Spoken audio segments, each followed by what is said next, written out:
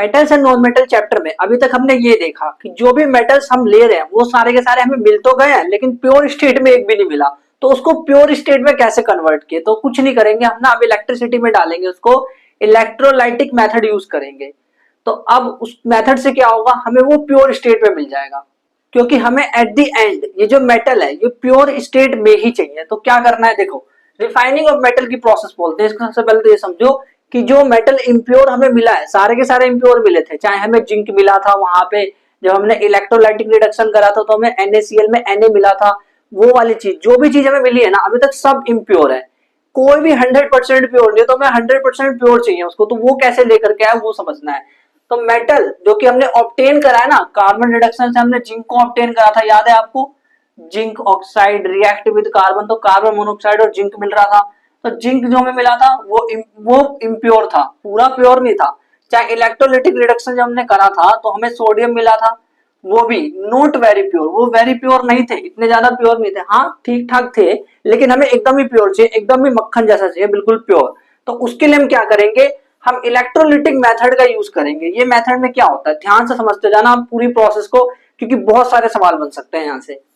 Refining of copper from copper sulphate solution हम देखने वाले हैं। पहले तो ये समझो कि मान लो जो मुझे कॉपर मिला था, याद है कहाँ मिला था, जब मैंने कॉपर ग्लांस से वहां से जब स्टेप नंबर 1 स्टेप नंबर 2 करा था तो मुझे कॉपर मिल गया था, बट वो यार वो प्योर नहीं था। अब मुझे प्योर कॉपर चाहिए, तो मैं क्या करूंगा, ध्यान से सुनना। मुझे प्योर कॉपर है ना, वो अभी प्योर नहीं है, उसे प्योर करना है, इम्प्योर वाला कॉपर मिला है। जो इम्प्योर कॉपर मेरे को मिला है उसको मैं एनोड पे डाल दूंगा, उसका एनोड बना दूंगा। प्योर कॉपर जो मुझे मिला है उसका मैं एनोड बना दूंगा, उसको मैंने एनोड बना दिया। एनोड यानी एक तरह से मान लो लोहे की कुछ है, उसके ऊपर मैंने कॉपर लगा दी, ठीक है, कॉपर लगा दी, वो एनोड है, इम्प्योर मेटल कॉपर डाल दिया मैंने वहां पे, ठीक है। और ये जो सॉल्यूशन है ना मैंने, ये मुझे वही सॉल्यूशन लेना है जो कि जिसका ये मेटल इम्प्योर वाला है, मतलब इम्प्योर मेटल क्या है, कॉपर, तो मुझे कॉपर का ही सॉल्यूशन लेना है, तो मैं कॉपर सल्फेट ले लेता हूँ। कॉपर सल्फेट का मैंने सॉल्यूशन ले लिया, acidified metal salt solution, in the sense ये कह रहे हैं कि कैल्शियम सल्फेट जो है ना, नहीं कॉपर सल्फेट है यहाँ पे, कॉपर सल्फेट जो है ना उसका इन्होंने सॉल्यूशन लिया, कॉपर सल्फेट का इन्होंने सॉल्यूशन लिया और उसमें हल्का सा वो डाल दिया एसिड, थोड़ा सा एसिड क्यों डाला भाई, ताकि आयंस को इधर से उधर जाने में आसानी हो, इसीलिए। तो अब होगा क्या कि यार ये जो इम्प्योर मेटल है इसमें तो कॉपर लगा हुआ है, तो कॉपर क्या करेगा ना, यहां से निकल करके सॉल्यूशन में जाने लगेगा। ये सॉल्यूशन है, सॉल्यूशन, ये पूरा का पूरा सॉल्यूशन है, तो समझ जाओ कि पानी है, नीले रंग का पानी है, नीला पानी, दिस इज नीला पानी, ये नीला पानी है, कॉपर सल्फेट नीला पानी है, इसके अंदर चला गया सॉल्यूशन के अंदर। अब जितना इसके अंदर गया, मान लो यहां से यहाँ 10 ग्राम गया, ये जो यहाँ पे जो कॉपर था इम्प्योर वाला, वहां से 10 ग्राम कॉपर निकल करके इस पानी के अंदर आया, ठीक है, और इस पानी में से फिर 10 ग्राम कॉपर वापस इसमें जाएगा, इसमें इस जगह पे जाएगा। ये कौन सी जगह है, ये माइनस वाली जगह है भाई, कॉपर 2+ आयन के फॉर्म में जाएगा ना, कॉपर 2+ आयन के फॉर्म में एग्जिस्ट करता है, और जो प्लस है वो माइनस की तरफ जाता है, माइनस की तरफ जाएगा, तो यानी कि ये कैथोड की तरफ जाएगा, ये माइनस वाला है, दिस इज माइनस, ये माइनस वाला है पूरा, ये पूरा माइनस है, ये पूरा प्लस है, क्योंकि इसमें कॉपर 2+ है, कॉपर 2+ यहाँ सोल्यूशन में आ गया, जो सोल्यूशन में कॉपर 2+ आया अब वो इसमें जा रहा है, माइनस वाले पे चिपकने जा रहा है। तो अब होगा ये तो इधर चला गया प्योर कॉपर, ये प्योर कॉपर हो गया है, प्योर एकदम प्योर, और यहाँ पे जो मिलेगा ना वो प्योर मेटल मिलेगा, कॉपर जो अब मुझे मिल रहा है वो प्योर कॉपर मिलने लग रहा है एकदम तगड़ा वाला। अब ध्यान से सुनना, ये इम्प्योर था, मतलब इसमें इम्प्योर यानी साफ चीज भी थी और गंदगी भी थी, है ना। तो यार यहाँ से कॉपर निकल करके साफ चीज यहाँ पे आ गई, इस चीज पे आ गई, इस जगह कैथोड पर आ गई, अच्छा यहाँ समझ आया। लेकिन ये समझाओ मेरे को, ये चीज समझ नहीं आ रही कि यार इसकी जो गंदगी थी वो कहाँ गई, गंदगी भी तो कहीं ना कहीं जाएगी, ऐसा तो नहीं कि वो हवा में उड़ गई, कहीं ना कहीं तो जाएगी। तो यार होता ये है कि क्योंकि ये यहाँ से निकल करके जा रहा है, प्योर चीज इधर जा रही है, तो गंदी चीज जो है वो नीचे बैठ जाएगी नीचे, ये इनसॉल्युबल इम्प्योरिटी है, इनसॉल्युबल इम्प्योरिटीज, ये नीचे बैठ जाएगी, इनसॉल्युबल इम्प्योरिटीज, इनसॉल्युबल मतलब समझते हो कि ये घुलता नहीं है इसके अंदर, ये इनसॉल्युबल इम्प्योरिटीज है, इसके अंदर बैठ गई, इसके नीचे यहाँ बैठ गई, क्योंकि ये एनोड के नीचे बैठी है तो इसीलिए हम इसको कहते हैं एनोड, एनोड मड, या फिर इसको हम कहते हैं एनोड पंख, एनोड मड या फिर एनोड पंख इसको कहा जाता है, क्योंकि ये एनोड के नीचे है ना, ये जो गंदगी है, जो इम्प्योरिटी है, ये एनोड के नीचे है, एनोड के मड, मड यानी कीचड़ एनोड के नीचे है। तो जो एनोड के नीचे, इसलिए इसे हम एनोड मड कह रहे हैं, इसके नीचे इकट्ठा हो जाता है। और जो प्योर मेटल है वो यहाँ पे आ गया बड़े आराम से। ठीक है, देखो लिखा है सॉलिड, सॉलिड इम्प्योरिटी जो है रिमेन्ड इन सॉल्यूशन, ये रहा सॉलिड इम्प्योरिटी, सॉलिड इनसॉल्युबल या सॉलिड बात हुई है, यहाँ पे आ गई। ठीक है, अब ये देखो एनोड पर क्या था, एनोड पे प्योर कॉपर एंटर सॉल्यूशन, मतलब यहां से प्योर कॉपर निकल करके सॉल्यूशन के अंदर नहीं घुस रहा, ये तो लिखा है एनोड पे। कैथोड में क्या हो रहा है, जितना ये सॉल्यूशन यहाँ पे आया उतना ही सारा का सारा यहाँ पे आ गया प्योर फॉर्म में। देखो equivalent amount of copper, equivalent यानी कि बराबर अमाउंट ऑफ कॉपर जो कि सॉल्यूशन में डिपॉजिट हुआ वो कैथोड पर आ गया, लिखा हुआ है copper from solution deposit at cathode, solution से वो कैथोड पर चला गया वो सॉल्यूशन। अब यहाँ पे हमें प्योर मेटल मिल चुका है, कैथोड पे जो है हमें प्योर मेटल मिल रखा है। तो पहला सवाल एग्जाम में ये आता है कि जो प्योर मेटल है वो हमें कहाँ मिलता है, कैथोड पे कि एनोड पे? तो कैथोड पर मिलता है। एनोड मड कहाँ होता है, एनोड के नीचे या कैथोड के नीचे? नाम खुद बता रहा है एनोड के नीचे। पॉजिटिव कौन है, पॉजिटिव है हमारा एनोड, नेगेटिव कौन है, कैथोड। ये चीज भी याद रखनी है, एग्जाम में पूछी गई है। एंड ये भी याद रखना है कि प्योर कॉपर एनोड से सॉल्यूशन में जा रहा है, फिर उतना ही, मान लो यहां से 5 ग्राम इसमें आया तो 5 ग्राम ही वापस इसमें जा रहा है, बाकी इसमें तो सब गंदगी चिपकी है जो कि नीचे झड़ जाएगी। यहाँ पे वो गंदगी सारी की सारी इकट्ठा होने वाली है, जिसको हम बोलेंगे एनोड मड। तो ये वाली प्रोसेस है जो आपको अच्छे से समझनी है, क्योंकि बहुत इंपॉर्टेंट है। रिफाइनिंग ऑफ कॉपर एग्जाम में आ सकता है, बोलेंगे explain the refining of copper from its solutions with the help of diagram. तो ये वाला डायग्राम आपको बनाना पड़ेगा, एनसीईआरटी में भी दे रखा है। अगला जो टॉपिक है वो है कोरोजन, और इसको हम ऑलरेडी चैप्टर 1 में पढ़ चुके हैं, है ना। कोरोजन पढ़ा हुआ है हमने। कोरोजन क्या होता है, कोई मेटल है वो कोरोड कर जाता है, यानी खराब सा हो जाता है थोड़ा सा, मतलब एक तरह से लोकल टाइप का हो गया, वो सस्ता टाइप का हो गया, खराब, तो उसको हम कहेंगे कोरोड हो जाना। और ये प्रोसेस है जो इसको कोरोजन कहते हैं। मेटल में, मेटल जो मॉइस्चर, ऑक्सीजन, एसिड, किसी से ना ये रिएक्ट, इन सब चीजों से, मॉइस्चर, एसिड, एयर, इन सबसे ना रिएक्ट कर जाएगा और अपनी जो प्रॉपर्टी है उसको खो देगा। यानी जैसे आयरन है, तो आयरन में जब जंग लग जाता है, आयरन, रस्टिंग ऑफ आयरन कहते हैं जिसको हम, तो उसका रंग जो है भूरा हो जाता है, अब वो उतना सॉलिड, उतना ताकतवर नहीं रहता है। तो एग्जांपल क्या है, rusting of iron. Rusting of iron में हाइड्रेटेड आयरन ऑक्साइड बन जाता है जो रेडिश ब्राउन कलर का है, कलर याद रखना। Tarnishing of copper, tarnishing of copper में क्या होता है, कॉपर जो है ना उसका कलर चेंज हो जाता है, यानी तांबे का जो तार है उसको बहुत दिन तक बाहर रखो तो ग्रीन कलर का हो जाता है। क्यों हो जाता है, क्योंकि उसमें या तो कार्बोनेट आ जाता है या हाइड्रोक्साइड उससे जुड़ जाता है। Tarnishing of silver, silver sulphide बनता है इससे, यानी जो चांदी के पायल जो हमारी मम्मी पहनती है ना, उसके वो जो पायल है उनमें, तो वो ब्लैक कलर का कन्वर्ट हो जाता है। क्यों हो जाता है, क्योंकि अब वो सिल्वर सल्फाइड बन जाता है, सिल्वर सल्फाइड बनने के कारण वो ब्लैक रंग का हो गया, सल्फाइड से रिएक्ट कर गया। वो भी एग्जांपल है कोरोजन का।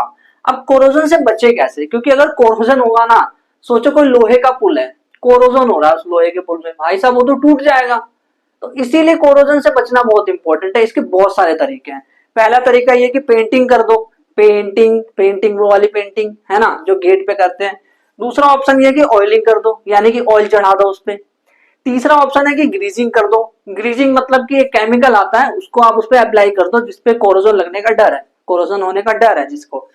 और नंबर 4 पे गैल्वेनाइजेशन, नंबर 5 पे एनोडाइजिंग। गैल्वेनाइजेशन क्या होता है और एनोडाइजिंग क्या होता है, इस प्रोसेस को ध्यान से समझना क्योंकि मैं आगे बताने वाला हूँ। गैल्वेनाइजेशन जो होता है उसका मतलब होता है कि मान लो कोई मेटल है, उसको जंग नहीं लगाना, मेरे को जंग से बचाना है, तो मैं क्या करूंगा, उस पर जिंक की लेयर चढ़ा दूंगा, जिंक जो मेटल है उसकी लेयर चढ़ा दूंगा मैं उसको, यानी स्टील या आयरन जो है वो, ताकि इसमें जंग ना लगे, तो उसमें मैं जिंक की लेयर चढ़ाऊंगा। जिंक की लेयर्स को चढ़ाना, layering of zinc is called galvanisation, उसको गैल्वेनाइजेशन कहते हैं। इसको इलेक्ट्रोलिसिस यानी बिजली की मदद से किया जाता है, और इससे मेटल की प्रॉपर्टी चेंज नहीं होती, यानी लोहा लोहा ही रहेगा, लोहे की प्रॉपर्टी चेंज नहीं, मतलब लोहा हार्ड है तो हार्ड ही रहेगा और कुछ नहीं होगा, मतलब चेंज नहीं हो जाएगा। पता चले जिंक की लेयर लगाई और लोहा सॉफ्ट हो गया, ऐसा नहीं है, उसकी जो प्रॉपर्टी है वो सेम रहने वाली है। ये चीज याद रखना, क्योंकि कभी कभी एग्जाम में सवाल आता है कि गैल्वेनाइजेशन क्या मेटल की प्रॉपर्टी चेंज कर देता है, तो नहीं करता यार। गैल्वेनाइजेशन तो सिर्फ एक लेयर चढ़ा दी उन्होंने, मतलब मान के चलो आपने अपने ऊपर एक लेयर चढ़ा दी, यानी कपड़े पहन लिए, मैंने कपड़े पहन लिए, तो मेरी क्या प्रॉपर्टी चेंज हो गई? क्या मेरे को पढ़ाना नहीं आता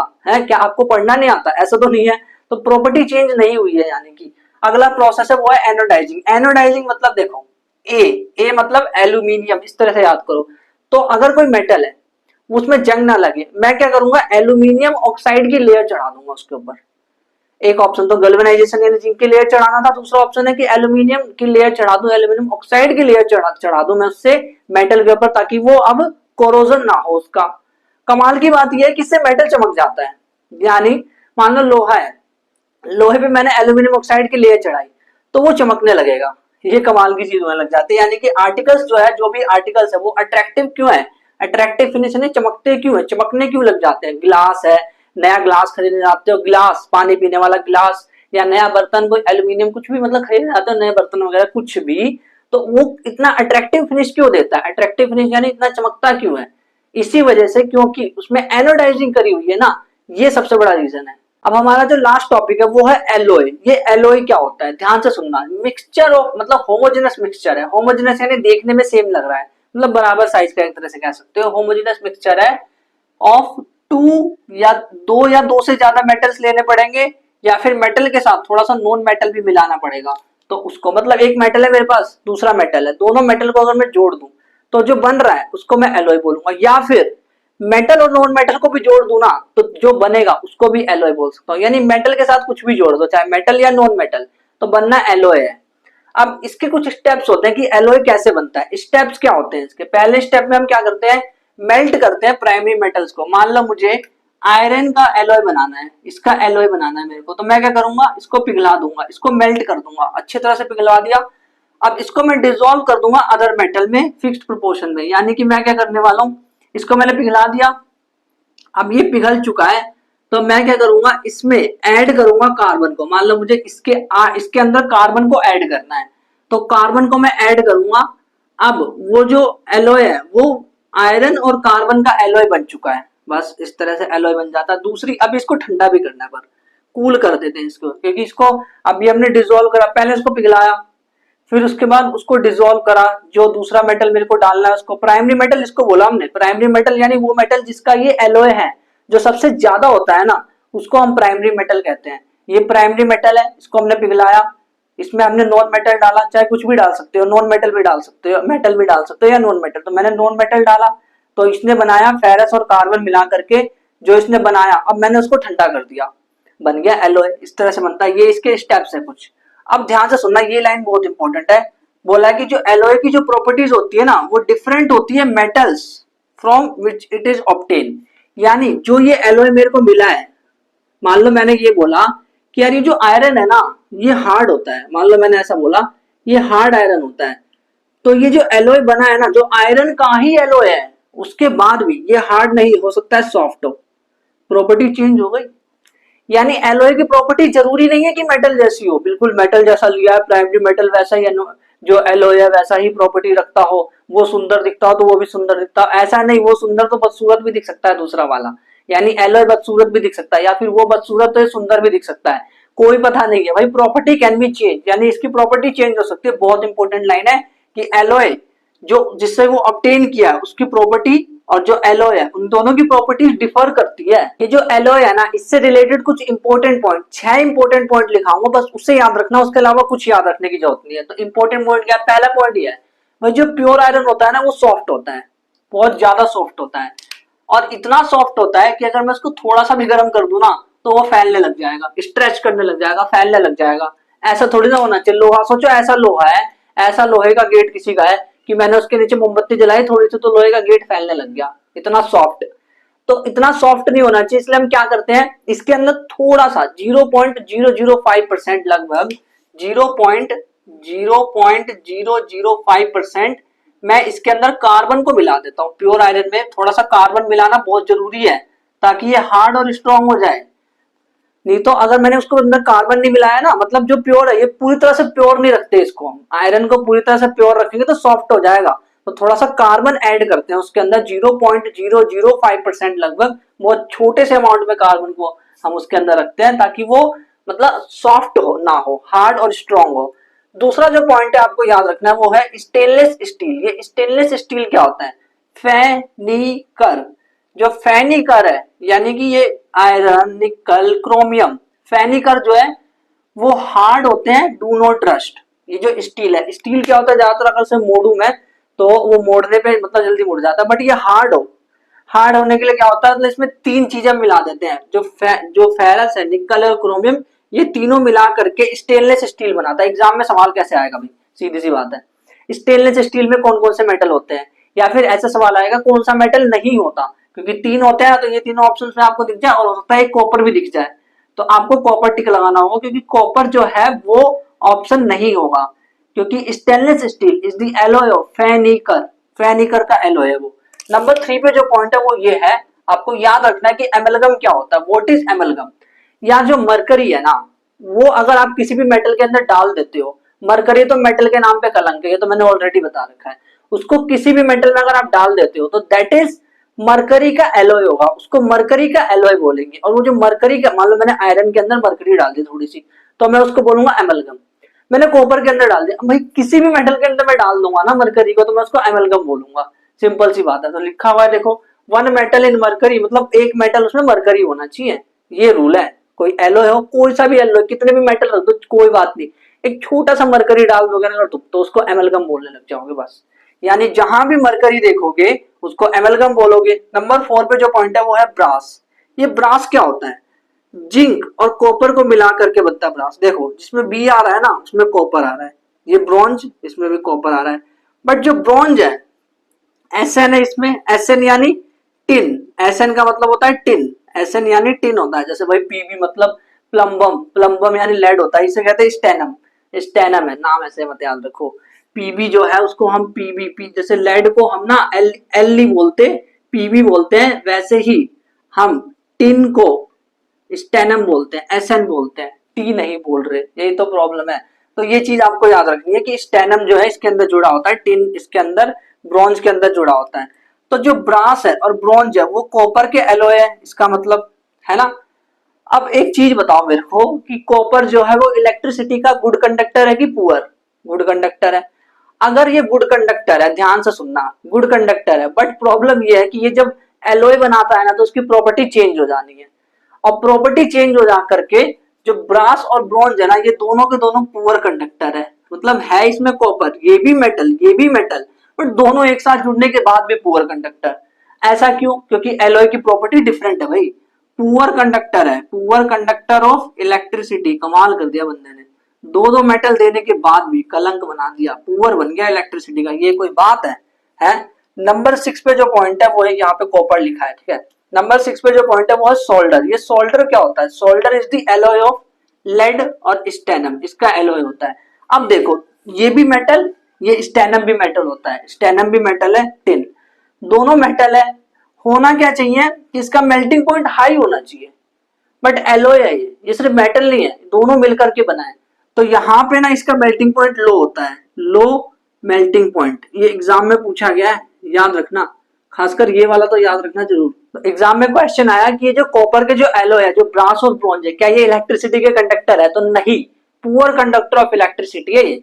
तो ये जो एलॉय था हमारा लास्ट टॉपिक, अब चैप्टर खत्म हो गया है। अब हमें करना ये कि एनसीईआरटी के सॉल्यूशन देखने किस तरह से क्वेश्चन वहां पूछे गए, किस तरह से उसके आंसर्स लिखने हैं, और फिर ये चैप्टर फिनिश, बस फिर कुछ नहीं बचा, और हमारा सिलेबस भी ऑलमोस्ट कंप्लीट होने वाला है। आई थिंक 2 या 3 चैप्टर बचे हुए हैं ना, एक तो कार्बोनेट्स कंपाउंड बचा है, एक हेरिडिटी बचा है, एक मैग्नेटिक इफेक्ट ऑफ करंट बचा है, बाकी पूरा सिलेबस कंप्लीट कर दिया। और आप लोगों ने बहुत साथ दिया है मेरा, ये जो बैच चल रहा है ना शुरू से 1 अप्रैल से हम पढ़ते आ रहे हैं, ये बैच चल रहा है, आपने बहुत साथ दिया, क्योंकि आप इन एपिसोड्स को अच्छे से देख रहे हो डेडिकेशन से। कुछ बच्चे ऐसे भी होते हैं जो खुद नोट्स बना रहे हैं लेकिन वो नोट्स मेरे पास भेज नहीं सकते, क्यों, क्योंकि उनके पेरेंट्स के पास फोन नहीं है या फिर उनके पास फोन नहीं है। ऐसे लोग भी वो क्या करते हैं, फोन में नोट्स बना लेते, लेकिन जो वो पीसी से देख रहे होते हैं, बेसिकली पीसी से देखते हैं वो, और फोन जो उनके पेरेंट्स नहीं देते हैं जल्दी, पीसी से देख रहे होते हैं तो वो जल्दी रिप्लाई नहीं कर पाते। ऐसे बच्चे होते हैं, अलग अलग टाइप्स के बच्चे देख रहे होते हैं इस वीडियो को, तो मुझे बहुत मजा आता है। यही मेरे लिए सबसे बड़ी मोटिवेशन है कि आप मेरे लिए इतना सब कुछ करते हो, आप मेरा इतना सपोर्ट करते हो, लाइव में भी आते हो तो बहुत सपोर्ट करते हो,